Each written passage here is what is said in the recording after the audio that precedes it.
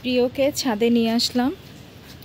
রোদের বড়ই অভাব, আমাদের এই ঢাকা শহরে রোদের বড়ই অভাব, যার কারণে নিয়ে আসলাম যে ছাদে একটু যদি রোদ পাওয়া যায়। তার মধ্যে ডিসেম্বর মাস, সবার এক্সাম শেষ, তো সবার এক্সাম শেষ হওয়াতে স্কুল থেকে যেই স্কুলের মাঠে যে রোদটা পাই বা বাচ্চারা পায়, সেটা আসলে এখন মূলত আর পাওয়া যাচ্ছে না, কারণ সবাই এখন ব্যস্ত।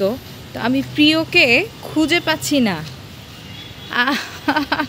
আমার মনে হচ্ছে আমার বাচ্চাটা ওইদিকে গেল কি না, দেখি এখানে কই গেল।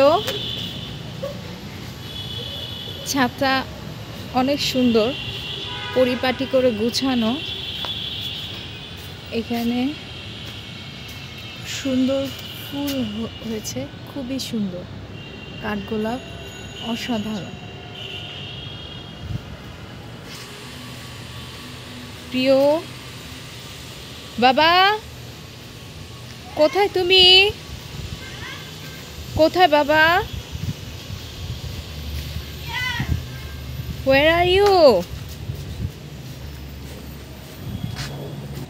এখানে সবাই অনেক সবজি টবজি লাগায়, অনেকে বেগুন গাছ লাগিয়েছে, সুন্দর হয়েছে। প্রিয় দাদি এখানে কচু গাছ লাগিয়েছে, তো এই কচু গাছ থেকে লতি হবে, সেই লতি দিয়ে রান্না করে লিলির রান্নাঘরে কিন্তু তোমাদের সাথে অবশ্যই আমি এই রান্নাটা শেয়ার করব। তো আম্মুকে একদিন বলবো যে কচু গাছ তোলা থেকে শুরু করে পুরো ভিডিওটা যেন আম্মু তোমাদের সাথে শেয়ার করে, খুবই ভালো লাগবে আশা করি।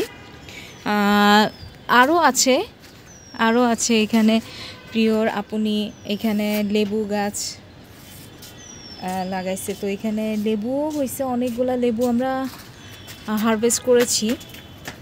তারপর এখানে দেখো আরও সবজি গাছ, কচুটা যেহেতু ঢাকা শহরে মাটি স্বল্পতার জন্য ওভাবে হয় না, তো সে কারণে কচু গাছটা যেখানে লাগাইলেই মানে যেভাবেই হোক না কেন কচু গাছটা কিন্তু হয়ে যায়। তো এখানে দেখো এই যে বিলাতি ধন্যা পাতা যেটা বলে, এটার পাতাও খেতে খুবই টেস্ট। তো এগুলা লাগানো হয়েছে ক্যারেটগুলোর মধ্যে। মোটামুটি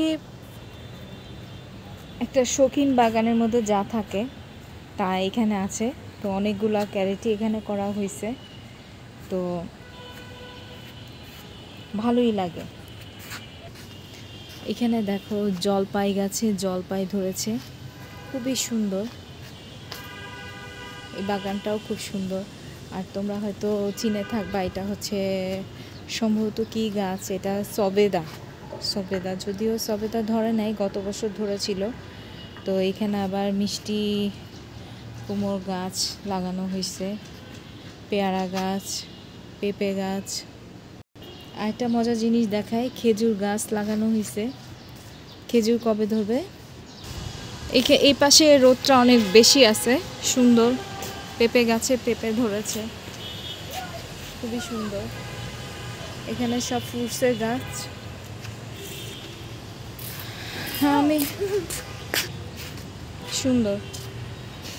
তো সবাইকে এই পরন্ত বিকেল না, এটা দুপুর, আসলে এই দুপুরবেলায় এত রোদের মধ্যে সবাইকে রৌদ্রময় দিনের শুভেচ্ছা জানিয়ে শেষ করে ফেলছি আজকের ভিডিও। তো নেক্সট টাইম ইনশাল্লাহ তোমাদের সাথে প্রতিদিন ভিডিও নিয়ে চলে আসব। আল্লাহ হাফেজ।